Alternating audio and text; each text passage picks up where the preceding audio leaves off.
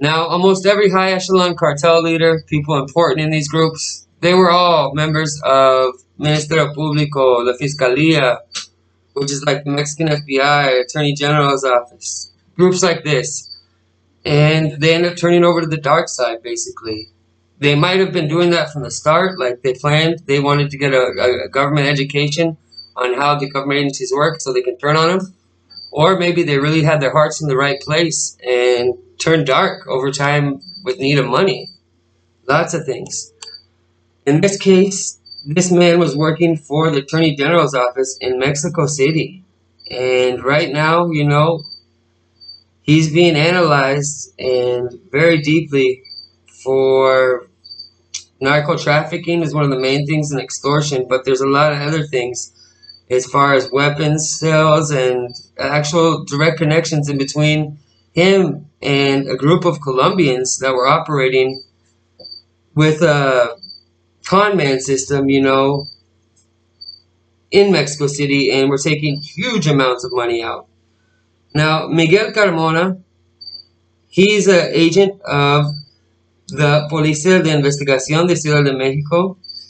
He was detained for his relationship with said group of Colombians, and they were dedicating themselves to extort people on a high level and high echelon in the capital of the country, capital city of the country. They were also had ties to drug trafficking, especially in La Unión Tepito, which is a cartel that works out of course, Tepito, one of the most dangerous, if not the most dangerous neighborhood in Mexico City. It's well known, Tepito. You can find anything you want there in Mexico City, but at a risk. Now, la Fiscalía General de Justicia de Estado de Mexico, the Attorney General's office in Mexico, gave a report that this subject was suspended almost instantaneously, that they learned about his activities. Now, people from the Secretaría de la Marina Armada, which is of course the Marines of Mexico, were one of the first ones to break down on him and put him through those cuffs. Usually the military has stuff to do with arrests like this when it's already government officials. They don't send local police to do it. One, for the fact that these people are highly armed. They have military-grade weapons, so, you know, it's right that the Marines come down on them to avoid local police officers getting chewed up by one of these guys in case he wanted to run. Now, Carmona, the one we're speaking on, who's been grabbed for corruption, was actually assigned to the area of security and escoltas, which is, you know, personal. He'd direct convoys, things like that. He'd make sure they got there. He was in charge of their escorts, right? Now, right now, on top of the abuses that he's committed against health, which is the drug trafficking, the fact he was caught with arms that were exclusively for use of the military that weren't registered to him in specific. He was also stopped with 200 doses of cocaine, 250 doses, and a dose is, let's say, around 1/10 of a gram. So 200 grams of cocaine, 25 grams of crystal, as well as a hand grenade, fragmentation grenade, which is usually a last resort to get out of a situation. Is why they have that. Don't think he is a terrorist. They usually have a grenade, like, if they think they're going to be arrested or kidnapped, they pull that baby out, and it's like, you get yourself out of any situation. He also had several motorcycles, cell phones, as well as 5 handguns that were at his house located in Azcapotzalco. I didn't say that one too right.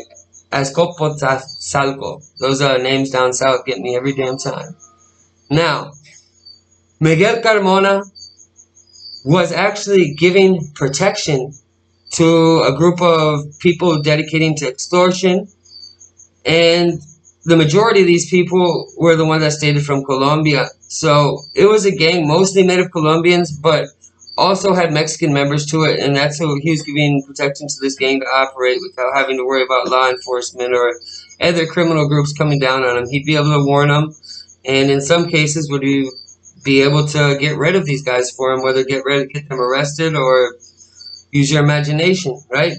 Now, right now in Mexico City, there's been a huge expansion as far as people coming from countries like Argentina, Bolivia, Brazil, Chile, Ecuador, Guatemala, Honduras, Panama, all these Central American and South American countries, as their economies were greatly affected for the coronavirus and other reasons, they're pushing up here their organized crime to Mexico, where it's more fertile ground, even though more risky because the violence here is a lot higher as well. Money talks, bullshit walks. And we're starting to see the implications of it here in Mexico because they have different ways of doing things, all right? And it's starting to show. And a lot of it's starting to catch up to them. And first, it was something new, and they didn't know what they were dealing with as far as the authorities here, but they've kind of got them knocked down pretty well. On top of the fact, a lot of the local cartels, especially the bigger ones, they don't like these Central American, South American groups coming in, moving on their terrain. Especially considering for a long time, the South Americans kept the Mexicans out of the drug trafficking game as far as large-scale bringing in shipments from South America. The Mexicans originally just had the smaller role of moving it along the border. But that all changed when they started getting their own shipments and doing it big. And now they don't want to let the South Americans in here. Just like, what goes around comes around at the end of the day. Now, the actual con plan that they use, these Colombians and these people use, is called Gota, which deals with borrowing money with huge interest rates that people can never pay. Usually they try to get it to people who are not very well off financially, but might have a business or something they want. So they know this guy's never going to be able to pay me, right? And it's nothing huge. He's not extremely wealthy, but he has a business. We'll take that. And they take enough businesses. You guys get the idea together. We're talking about large amounts of money. They get this done by people, if they don't want to pay or whatever, people die. People get beaten. People get tortured. People get kidnapped. There's lots of things going on that all around these groups. If they can make money off it, they do it. That's how it is. Like I said, this is mainly focused on small businesses who can't get credit from the bank, right? Like they can't get a credit line or any type of mortgage, anything like that, any type of quantity of money borrowed to them from the bank. So let's say they get offered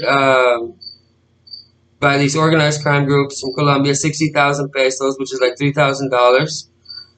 Very easy. It just shows up in a couple hours, and there's nothing to sign or anything like that. But they don't take into account, maybe they're so happy to get this money they need or whatever, that they don't even ask the interest or, how much, because they're so interested in getting that damn money. And it also could be they've never really had this type of money before in their life. They just have a small little business that they spent 4,000 or 5,000 pesos, a little abarrote, something like that in. They've never had 60,000 pesos in their whole life. So you offer them this money, it's almost irresistible if you've been in poverty your whole life. For someone to come offer you 60,000, you don't even think about the interest in what you're going to have to pay until it's too late and you're losing everything. That's disgusting, and it's the truth. These people are basically breaking poor people to become rich. Now, reports that came in, Miguel Carmona amenazaba, he threatened his own co-workers at the investigation units of police where he worked at to make sure that they were also in favor of these Colombian people who are doing the extorting. So on top of threatening and getting dirty against people with the businesses and everything, he was going against his own officers to make sure they were on board and that they knew what would happen if they weren't. And for those of you who don't know, the Colombian organized crime is extremely brutal as well. They're not to be taken lightly. They're just up to par with Mexican organized crime. Out of all the countries in South America and Central America, the only group that has the organizational skills and discipline, paramilitary skills that can be rivaled to Mexico, even though not up to par anymore. They're very close still. You know, the only reason they're not is because the amount of money they've lost by their cocaine market getting shut down by the United States on a large scale. Not all of it, but a lot of it was shifted to places like Ecuador. Well, you guys know, Peru, all those countries, and that profit loss to them means, you know, as they're spending, how much they can spend too on these things, and yeah, took them down a couple notches in the game, but they're still there. They're still there. Now, during the first parts of August, we have to look at the fact that Jose Alejandro Moreno Licea, also known as the Treasurer of the Soro, was pointed out as being the connection in between these Colombian extorters and people of the cartel Union Tepito, which is an extremely brutal group, and they mainly focus on extortions, kidnapping, and theft, like mass theft, in the Mexico City area. After a search warrant that was done in Colonia Soco in the municipality of Benito Juarez, they found several things that, due to intelligence work and the operation, linked them to the Soro. And it was through that they were able to get information that brought the judicial process in to take control of this and take this seriously, at which point agents arrived to said area on 5th of August, found said subject of the Soro, 37 years old, who was supposedly a head of this criminal cell. He's one of the heads. Now, he committed his illicit acts in the capital, but also went through different zones throughout the whole state, all right? And during a revision, during a check of him, they took 2 phones off him, and these phones from 2 different marcas, or 2 different companies, were photographed, and he also had several bags, plastic transparent bags, that had marijuana. Another one had a firearm, pistol to be exact, and he also had a luxury white vehicle, brand new model Porsche, that was in his possession. So he was living it up while he could, because I'm sure he knew it was about to be very short-lived, as it is for everyone in that life. And if you think that people are just stay in that game and just keep winning, that rarely happens. But this guy lasted, I guess, a long time if you look at his age. A lot longer than normal, especially not to be murdered or arrested or anything else. So, like, subscribe. Let me know what you guys think. Crazy world we live in. And it keeps becoming more and more common, things like this. So, notifications, subscribe, comment down below. I appreciate it. Adios, amigos.